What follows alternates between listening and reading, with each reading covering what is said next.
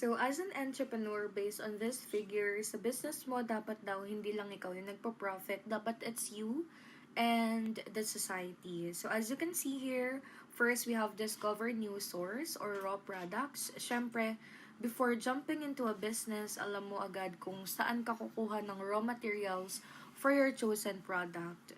Next is mobilize capital resources. Syempre, in a business, you need to have a capital to start with. And with mobilizing capital resources, it includes financing and investments.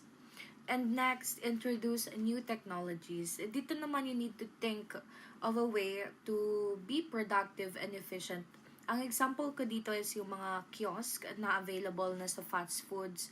And it was a new technology introduced to us which made ordering easy as a click. So, one of the things you should consider then as an entrepreneur.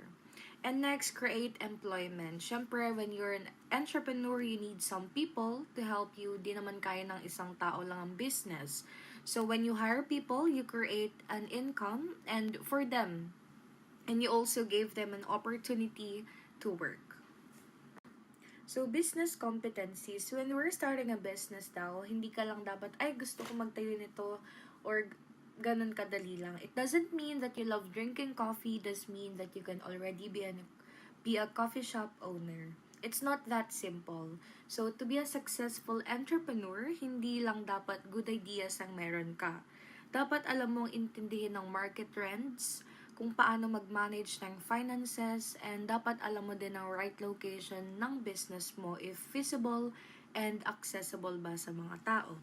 Dapat aware ka din sa preference, likes and dislikes ng customer mo. And most importantly, dapat alam mo ang do's and don'ts ng government. Simply government rules. And when you know and have these skills, matututo and malalaman mo kung paano mo i-handle ang ups and downs ng business mo. Dahil alam naman natin na hindi naman laging paldo, merong times na matumal din and there are skills and crucial para sa success ng business mo and for you to be able to be a successful entrepreneur. So, ngayon naman is i-discuss natin is all about the entrepreneur's journey. So, ano ba pag sinabing entrepreneur's journey?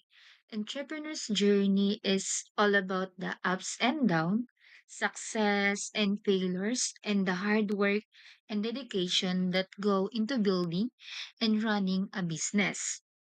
It's a challenging but rewarding experience that requires passion, perseverance, and a willingness to learn and grow. So as you can see is may tatlong the entrepreneur's journey. Una-una is meron tayong gaps to ideas. Pag sinabing gaps to ideas is essential for identifying and developing innovative solutions. Next, we have ideas to skills. Pag sinabing ideas to skills is mag-iisip ka ng panibagong diskarte kung paano mo mas mapapalago yung business mo. So we have, lastly, skills to enterprise. When we say skills to enterprise, to the importance of having the necessary skills to succeed in the business world. The application of entrepreneurship in tourism and hospitality industry. Entrepreneurship in tourism and hospitality includes everything from small businesses to large corporations. The industry has evolved with new experiences, alternative accommodations, virtual booking, exotic destinations, and diverse products. Recently, this thriving sector was suddenly disrupted by the health crisis in 2020. So, yung entrepreneurship daw is mahalaga yung ginagampanan nilang tungkulin sa hulma ng or pag-shape ng tourism and hospitality industry. Yung innovation and adaptability is mahalaga din siya para sa success ng isang dynamic sector katulad nga ng ng ating industry which is hospitality and tourism industry. So, yung industry kailangan is maging handa tayo sa bawat challenges and matok natin yung every opportunities na meron tayo dahil nga yung ating industry is dynamic.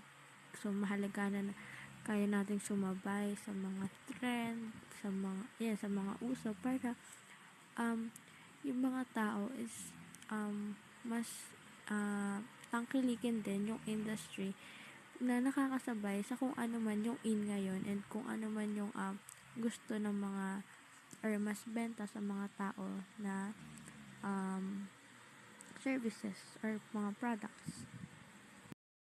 So sabi dito, everyone can be a business owner but not everyone can. So even though you wanted to do a business doesn't mean that you're capable of doing a business. So there are some factors to consider when we're gonna be a business owner, such as the financial risk or funding to start a business. So enterprises are at risk of sustainability due to the following reasons. So ito yung mga factors na nagpipigil sa isang tao to be a business owner or an entrepreneur. So first, poor access to finance. So di naman lahat sa atin is may funds to start with a business, which yun naman ang pinaka-importante. And low productivity, lack of skills, since not everyone has the skill to be a business owner. Like what I've mentioned earlier, not because you can or you wanted to be a business owner doesn't mean that you could be a business owner, especially if you don't have skills to or a knowledge, even though a knowledge to start with. And technological obsolescence, lack of information, inability of smooth business transitions, since alam naman natin sa business, it's very fast-pacing, mabilis magbago yung trends. So, dapat you know how to be flexible. And poor linkage among small, medium, and large scale industries. Inappropriate location, management incompetence, poor market access, lack of infrastructure, difficult business procedure, and several global competitions. So, these are the factors that you should consider when you wanted to start a business or being an entrepreneur. However, the rewards of entrepreneurship are more and easily far reaching. The pursuit of entrepreneurship promotes self sufficiency and employment. It mobilizes man made resources and human capital. Entrepreneurship empowers individuals as it enhances national identity and pride. Freedom to engage in legitimate enterprises enhances fair competition and honest dealing with various stakeholders. These are the following rewards in enterprises that encourage to thrive. First, low start-up cost. Pagsisimula sa mababang puhunan. Second one, relatively low overhead cost. Dapat hindi gaanong mataas ang gastos or hindi gaano mataas ang gastos para sa mga raw materials para mas madali kang kumita at mas madaling lumago yung business mo. Third, catering to small market. Of course, doon ka pwesto kung saan alam mong magiging patok yung business mo. Magiging mabenta sa mga customer. Fourth, opportunity to develop more personal relationship. Mas madali kang makakabuo ng relasyon sa mga customer mo at sa mga kapwa mo na negosyante nagsisimula lang din. And lastly is agile response to changing trends. For example, yung business mo hindi mabenta, hindi patok. Siyempre, sa ganun, mas mabilis kang makakapag-innovate at makakapag-adapt. Various factors drive or inhibit the collective interest to pursue an entrepreneurial activity.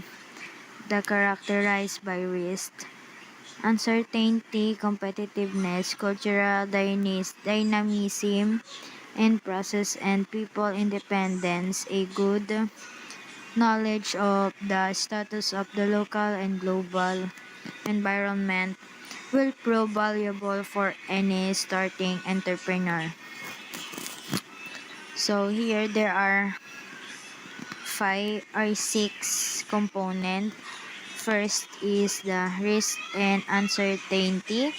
Entrepreneurship often involves significant risks and uncertainties. The potential for failure, financial loss, or market instability can deter individuals from pursuing entrepreneurial ventures. However, risk takers who are comfortable navigating uncertainty may see opportunities where others do not. Number two is the competitiveness. In competitive market, it can be challenging to establish a new business, especially when a large or established firms dominate the industry. However, competition also fosters innovations and pushes entrepreneurs to differentiate other offerings, improving product qualities and customer service. Number three is the cultural dynamism. The culture of a particular society plays a significant role in determining whether entrepreneurship is pursued or not. In culture that valued individualism, risk-taking, and innovation,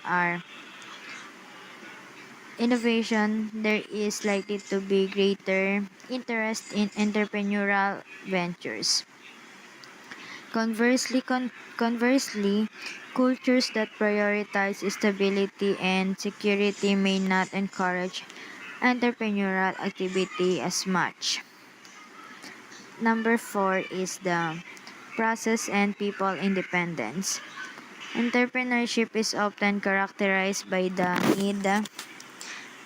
need to operate independently both in terms of decision making and managing the operational process of a business. Next is knowledge of local and global environments. A good understanding of the local and global business environment can greatly benefit as an aspiring entrepreneur.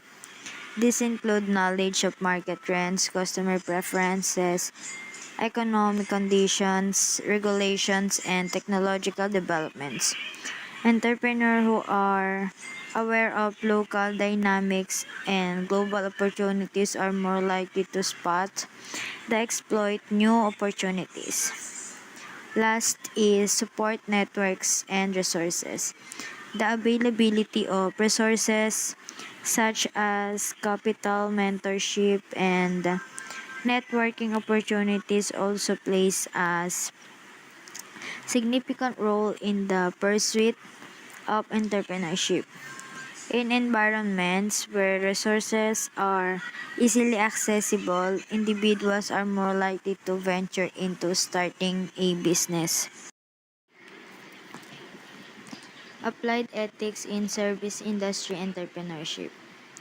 The unique characteristic of business within the tourism and hospitality sectors and the changes that continuously affect it from both internal and external community fronts requires the use of strategies beyond price and competition and provision of better product services.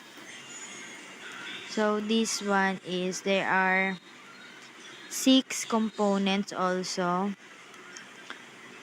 The six components is sustainable and responsible business practices, fair treatment of employees, customer ser- se- customer-centered service, community impact and contribution, collaboration with local stakeholders, adaptation to global and local trends.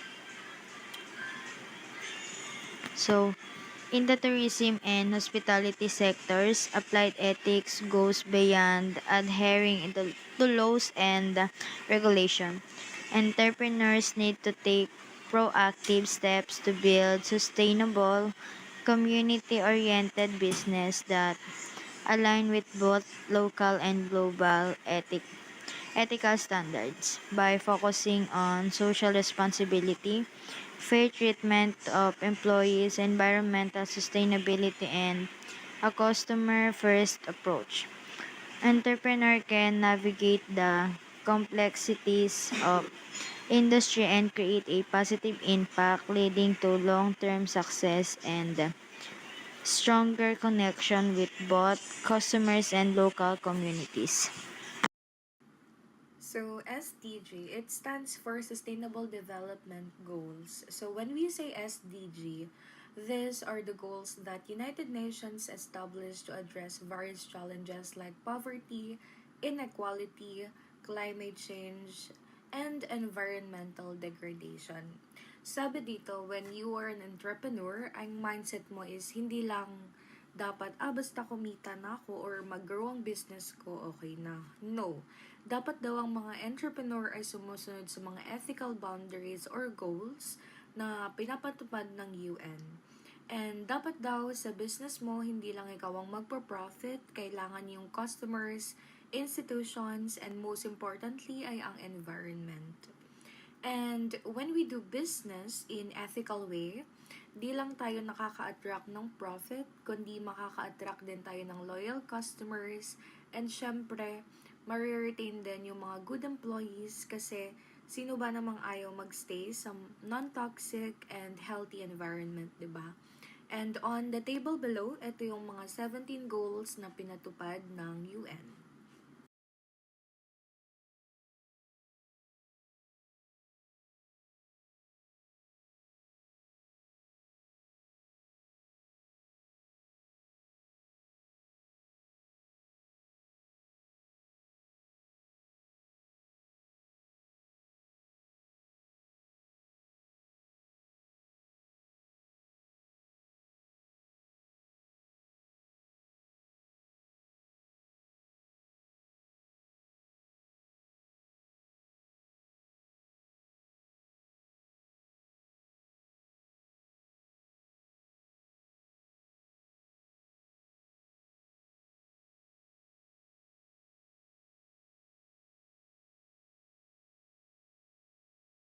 Preparation towards an entrepreneurial journey.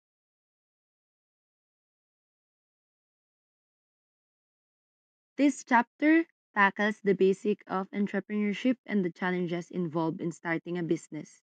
It focuses on how to turn ideas into successful ventures with an emphasis on creativity, innovation, and following through on ideas.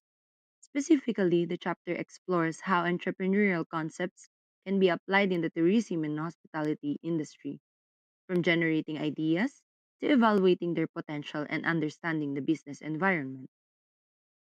The goal is to equip you with skills to succeed in the tourism and hospitality sector by enabling you to create value. These skills will help you recognize opportunities, address challenges, and adapt effectively to market changes.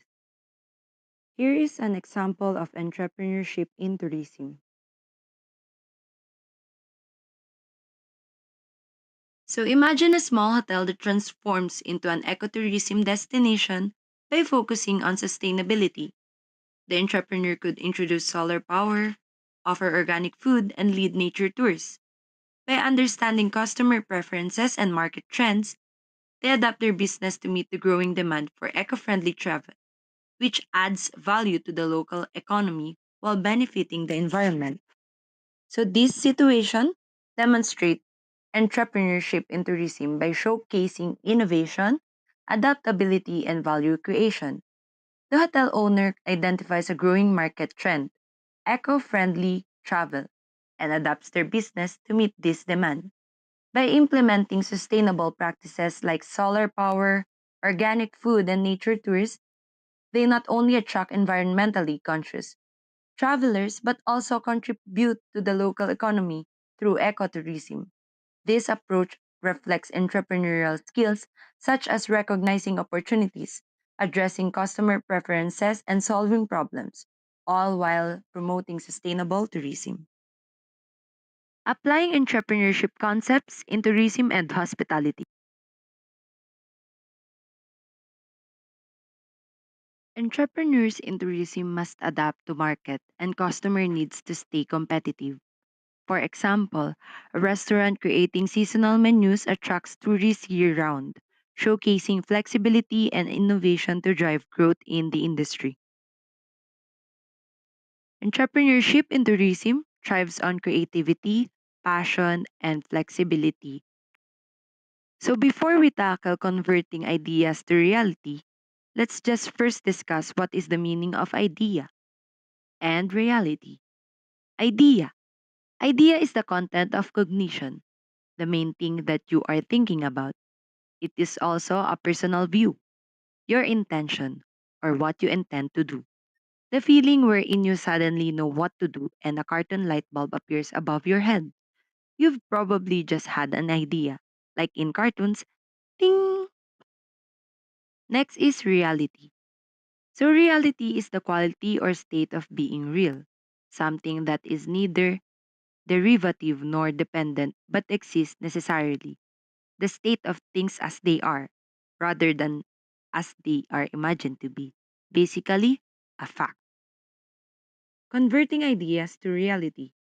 Entrepreneurship in tourism relies on creativity, passion, and flexibility to build successful businesses that strengthen the tourism sector and benefit the local economy. Entrepreneurs secure resources like capital and partnerships to develop their ideas and adapt to market feedback, turning concepts into profitable ventures through continuous improvement. Entrepreneurship as a driver of economic growth.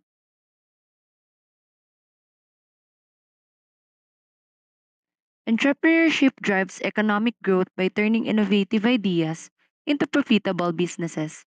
Entrepreneurs spot opportunities by observing market trends, including technology, global influences, and environmental needs.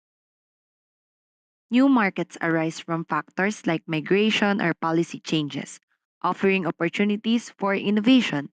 Entrepreneurs learn from past successes and failures to avoid mistakes and replicate success. Business ideas often stem from identifying market gaps, such as unmet needs or seasonal demand. Understanding customer behavior helps uncover opportunities to serve niche markets or expand services.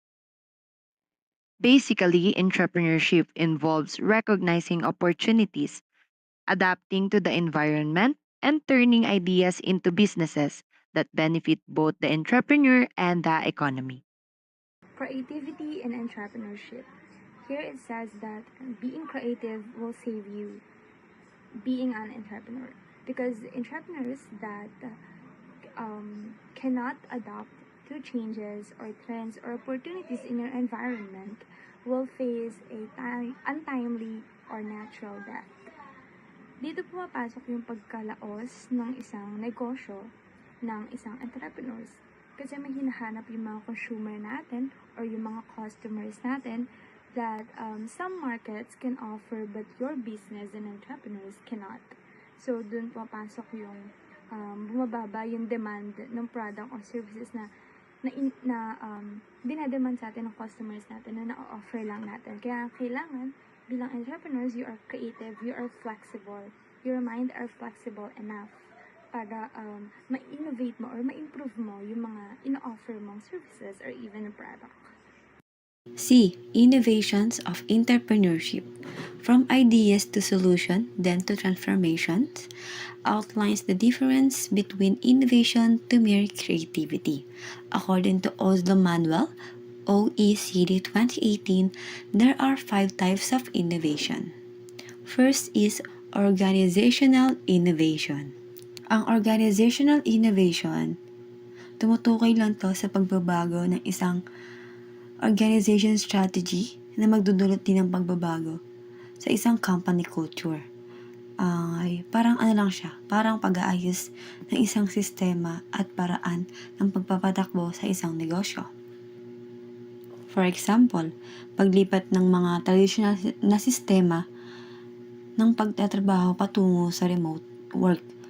Like, kung dati yung isang company is manual work setup, ngayon naman is remote work setup na. Upang mas madaling magtrabaho ang mga empleyado at mas mapabuti ang work balance nito. The second one is process innovation. It involves change in the way of products or services get produced, created, and delivered into the final customer or consumer. Halimbawa, paggamit ng mga bagong technology sa paggagawa or pag-streamline ng mga proseso sa paghahatid. Like for example, paggamit ng mga robot sa paggawa ng kotse or paggamit ng mga AI sa pagsusuri ng data.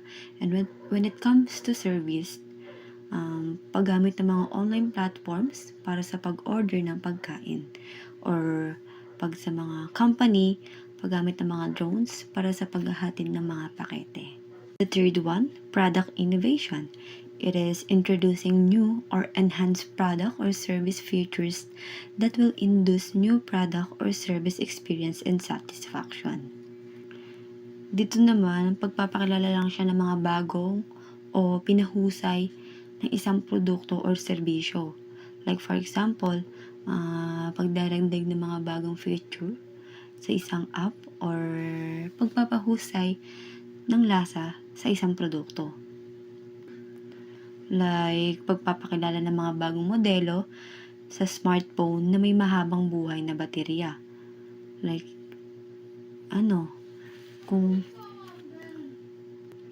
or paglikha ng mga bagong uri ng electrical car na mas mura at mas mahusay. Fourth, marketing innovation involves having creative ideas and executing the same in the area of price, packaging, design, or promotion. For example, paglikha ng mga bagong diskarte sa pag-aanunsyo o pag-aalok ng mga espesyal na promotion. Like, paggamit ng influencer marketing, yung paggamit ng mga kilalang tao o personalidad sa social media upang ma-promote ang isang produkto o serbisyo. And lastly, eco-innovation. It's synonymous to innovation born out of a business direction towards its sustainability agenda. Dito is paggamit lang ng mga materyales na maaring ma-recycle o pagbabawas sa mga carbon footprint ng kumpanya. Passion follow through in entrepreneurship. Entrepreneurial competencies have long since understood the skills and attitudes that are required of an entrepreneur. Entrepreneurial passion is a motivational paradigm that is characterized by positive emotional and internal drive. Sa madaling salita, yung entrepreneurial competencies daw po, ito yung mga like the tools and knowledge na meron tayo para makabuo ng isang product or ng isang maayos na market. And yung entrepreneurial passion naman po is ito naman yung tumutukoy dun sa strong desire ng isang entrepreneur or ito yung excitement na meron siya na magdadrive sa kanya para ma-attain yung goal niya sa product niya or sa market niya. The 3 O's: opportunity seeking, opportunity screening, and opportunity seizing. First is opportunity seeking.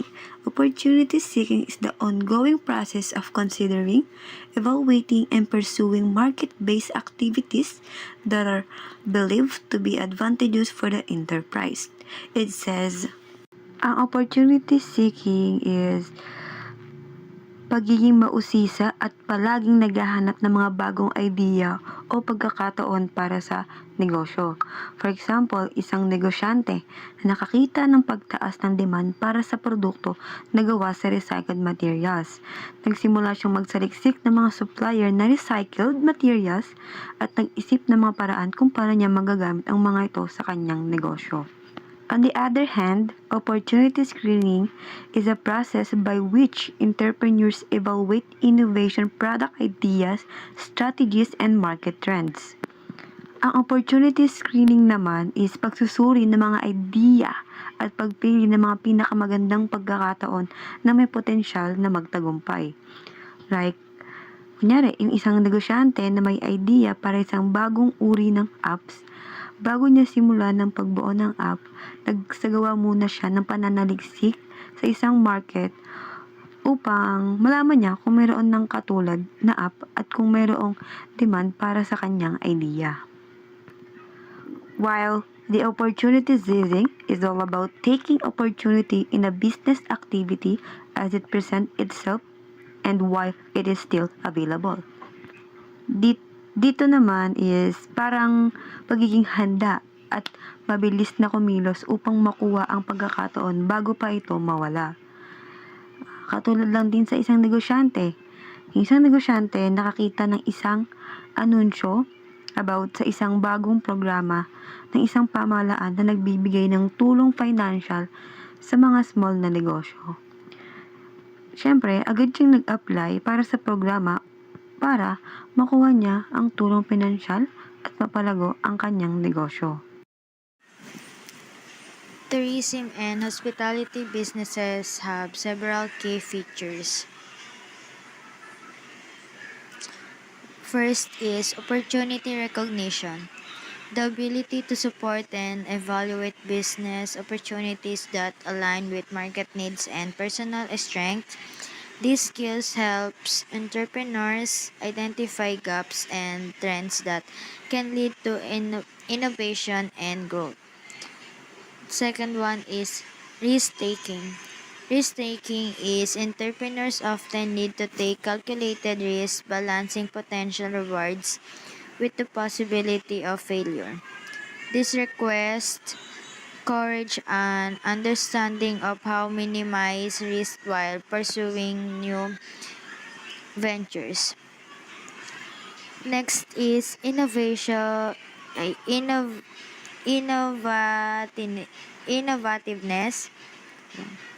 the capacity to think creativity and come up with new solutions, products, and services that meet market demands. Innovation can lead to competitive advantages and market leadership. Number 4 is problem solving. Problem solving is entrepreneurs must tackle complex challenges effectively using their analytical and critical thinking skills to find solution that keeps their business moving forward. Number 5 is networking. Networking is a building strong relationship with others, professionals, inventors, mentors, and customers. This connection can provide support, resources, and business opportunities. Number 6 is resilience, the ability to recover from setbacks, learns from failures, and continue striving towards goals despite difficulties. Resilience helps entrepreneurs remain focused and motivated even when faced with adversity. Number 7 is leadership. Leadership is effective leadership involves guiding a team, communicating a compelling visions, and motivating individuals to work toward shared goals. Good leadership inspires trust and fosters a positive organizational culture. Number 8 is financial literacy.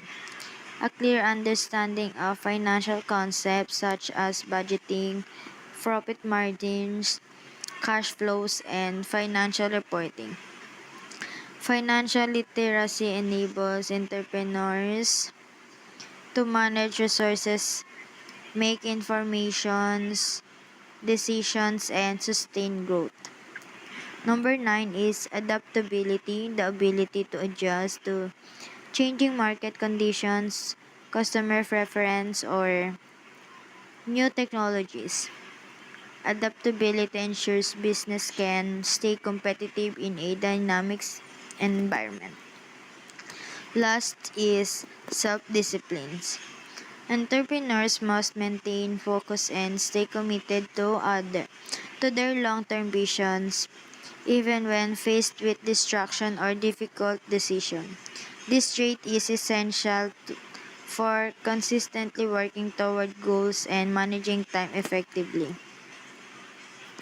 These traits collectively contribute to entrepreneurial success by fostering the ability to navigate challenges, innovate, and lead businesses toward growth and sustainability. Interpersonal competencies. Interpersonal skills include qualities and behaviors that influence how we interact with others. For entrepreneurs, these skills are essential for ensuring organizational harmony, effective communication, and resolving workplace issues. They also help in creating a positive work environment. Here are some interpersonal skills that every entrepreneur should focus on. First is verbal communication, speaking clearly to convey messages effectively. Second, nonverbal communication, interpreting gestures, facial expressions, and body language. Third, listening skills, actively understanding and processing what others communicate. Fourth, negotiation, reaching mutually beneficial agreements in discussion. Fifth, problem solving, identifying and resolving issues effectively. Six, decision making, choosing actions that positively affect outcomes. Seven, assertiveness, confidently expressing needs and opinions without hostility. Eighth, teamwork, collaborating with others to achieve shared objectives. Ninth, time management, prioritizing and organizing tasks to meet goals efficiently. And tenth, empathy, understanding and sharing the feelings of others to build connections. So, business competencies, when we're starting a business daw, hindi ka lang dapat, ay, gusto ko magtayo nito, or ganun kadali lang. It doesn't mean that you love drinking coffee, does mean that you can already be a coffee shop owner. It's not that simple. So, to be a successful entrepreneur, hindi lang dapat good ideas ang meron ka. Dapat alam mong intindihin ng market trends, kung paano mag-manage ng finances, and dapat alam mo din ang right location ng business mo if feasible and accessible ba sa mga tao.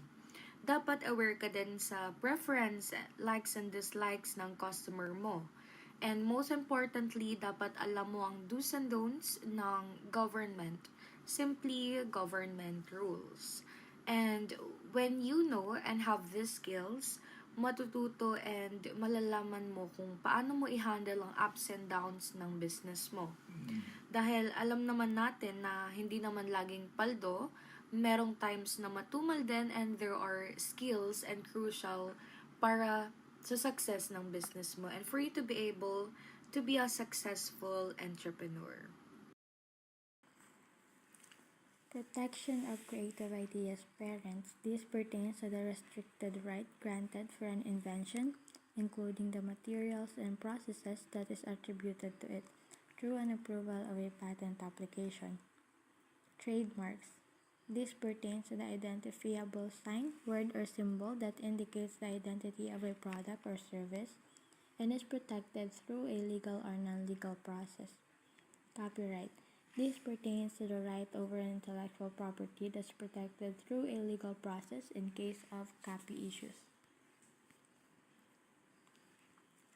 So, itong mga bagay na ito yung mga bagay na nagbibigay ng protection sa creative ideas ng isang inventor or ng isang sa business ng isang entrepreneur na gumagawa ng sarili niyang product, ng designs, ng production, process, ganyan. And so, yung parents, ito ay nag-refer sa mga patents. Ito yung mga patents na nagbibigay ng exclusive rights sa isang inventor na sa isang specified period na nagbibigay ng karapatan sa kanila na i-control yung production, yung paggamit, and yung pag-ibenta ng kanilang invention. Ito din yung tumutulong para i-protect yung invention, yung mga bagong invention, yung processes, or yung mga designs. Trademarks. A trademark is a distinctive design nga daw. So, ito yung or symbol, word, or phrase na nagbibigay ng pagkakakilanlan sa isang produkto na dinidistinguish itong product na to sa ibang mga product. So, halimbawa nito, yung Jayco at saka Dunkin Donut. Iba yung trademark na meron yung Jayco sa Dunkin Donut na kapag nakita mo yung logo nila or yung mark na yun, is may isip mo agad na, ay hindi to Dunkin, kundi sa Jayco. Ganun, parang alam mo na agad, madidistinguish mo kung anong company or anong product ba yung meron sa logo na yun, yung in-offer nung may logo na yun. And then copyright. Yung copyright, ito yung nagbibigay ng protection sa mga original na works ng mga tao. Halimbawa nito sa mga literary, artistic, dramatic, musical, architectural works, and so on. Ito ay nagbibigay ng exclusive right din sa creator na mag-reproduce, i-distribute, and perform, tapos i-display at mag-create ng derivative works na based dun sa kanilang mga creation. Welcome to Chapter 3 of Tourism and Hospitality Business Environment. Entrepreneurship in tourism and hospitality refers to the activities of the major group of stakeholders of this service sector, primarily designed for the effective and profitable interaction of demand and supply of tourism and hospitality products. So for letter A, the tourism and hospitality industry, this page talks about the situation of tourism and hospitality industry before, during, and after the pandemic. Sinasabi nga dito that our industry was seen as a major force that will drive economies to a better state before the pandemic. Of course, because ang turismo naman talaga is isa sa nagpapatakbo ng ating ekonomiya, di ba? And also, the hospitality because it provides services and products na hindi lang tinatangkilik here in the Philippines but also all over the world. It serves people all over the world, not just in one country or specific places. It says here that during pandemic, tourism considered as one of the sunset industries. Pag sinabi nating sunset industry, it means lumulubog. Di ba nga sa sunset, yung araw is lumulubog. So, kinoconsider na nila na during pandemic, dahil nga bawal lumabas yung mga tao, wala halos mga tao na nag-a-avail ng services and ng products ng tourism because tourism offers, di ba, tour packages where you can travel. Di ba nga mahigpit na yung pinagbabawal nun during pandemic ang pag-travel o paglabas-labas ng mga tao. So, tourism considered as one of the sunset industry. Sinasabi nila nalulubog ito or babagsak ito. Kasi nga, the heart of the tourism is the people that serves as their customers. Kung wala yung customers na nagpa-purchase ng mga in-offer nila, ano pa yung bubuhay or magpa-profit ng mga business na meron sa industry na yun? Next, the Philippine Department of Tourism came up with activities and programs to encourage people to travel safely. Doon tayo nagkaroon ng mga pagsusuot ng mga face mask, face shield, and also yung mga cashless payments and yung mga pagsasanitize para ma-avoid yung pagkalat ng. Now, let's talk about tourism and hospitality industry system. Ano ba pag sinabing tourism and hospitality industry system? Is a complex system that involves many interconnected components. Then, it's all about providing services to travelers, including accommodation, food, transportation, and entertainment. Infex is expected to be catalyzed and superior socioeconomic growth, generate employment, and contribute to the conversation of the environment and advance private and public.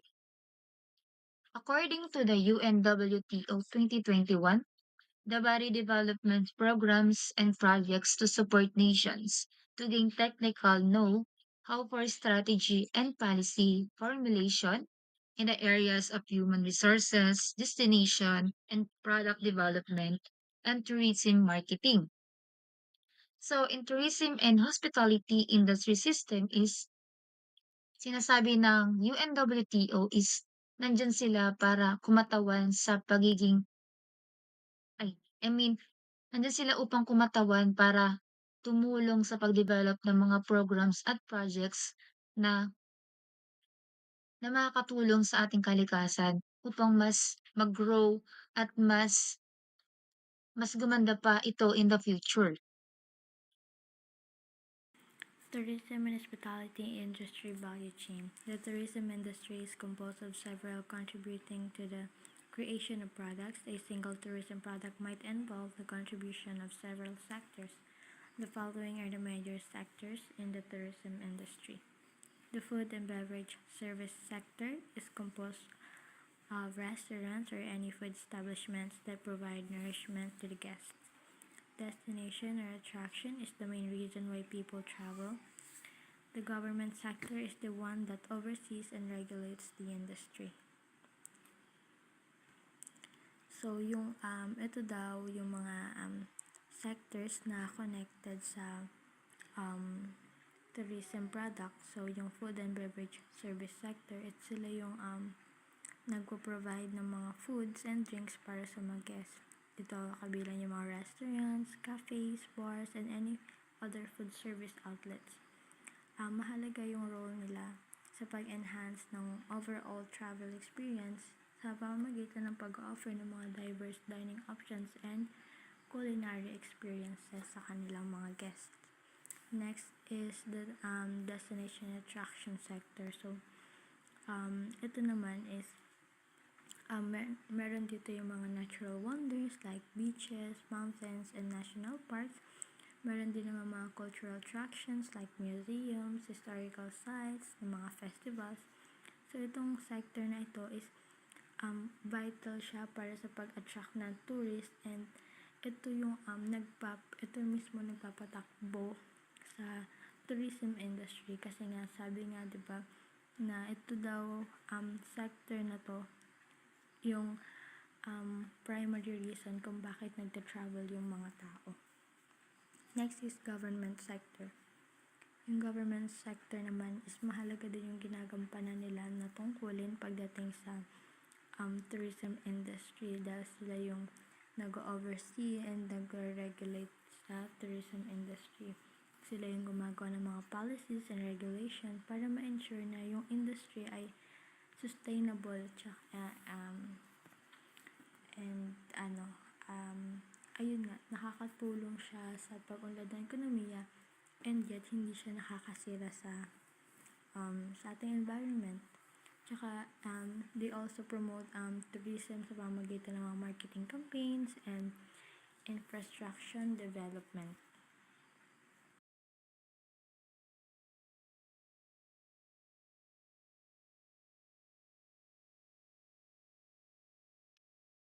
Entrepreneurship and entrepreneurs in tourism and hospitality.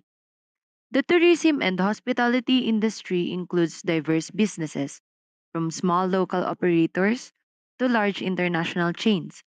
Small enterprises like tour operators and restaurants are vital in supporting tourism, often run by entrepreneurs serving tourists. Tourism entrepreneurship involves businesses of all sizes, with small enterprises playing a key role. Entrepreneurs create unique services for travelers, boosting local economies by generating jobs and income.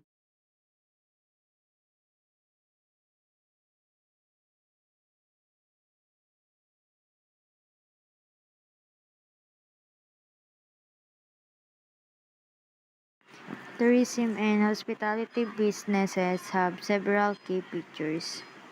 These features are not only define the operations of tourism and hospitality businesses but also influence how entrepreneurs approach strategic decision making in the industry. Service excellence, innovation, sustainability, and adaptability are crucial for business success in these dynamic and competitive sectors. By effectively managing this characteristic business, For chapter 3, F for trends in travel and gastro market. So, itong mga nandito is naging trend sila after pandemic or during to after pandemic kasi nga nakapag create yung mga part of tourism and hospitality industry to make it easier kung paano nila ma-encourage again yung mga travelers na mag-travel without having too much exposure for a lot of people, para nga mas maging confident sila or ma-secure din yung or ma-assure din sila na yung safety nila is importante din while enjoying your travel. Una na dito is yung work from home to work from hotel. So, minsan kadalasan ginagawa to para mas maging relax yung mind mo habang gumagawa ka, diba? Meron mga work from home where mas nai-stress sila sa environment nila sa bahay, maybe because paulit-ulit lang yung nakikita nila or naboboard na sila sa ambience na nakasanayan nila. So, nag-work sila sa hotel para maging bago sa paningin nila and maging refreshing din also. And somehow, it'll encourage you to work harder. Next is rise of the mobile wallet. So, ito talaga is naging in demand to or naging trends talaga to during and after pandemic up until now, diba? Nagbabayad tayo ng cashless para maiwasan yung pag-spread ng mga pera na kung sino-sino ang humawak, para mas maging secure or mas maging secure yung safety natin when it comes to our health. Next is private tours and areas will be more in demand. So, yun nga. Since when we say public, madaming tao. So, yung mga travelers, they prefer staying in tourist places or tours that offer privately para less contact to other people and less exposure to a lot of number of people. And that will be all. Thank you for listening, and it's the end.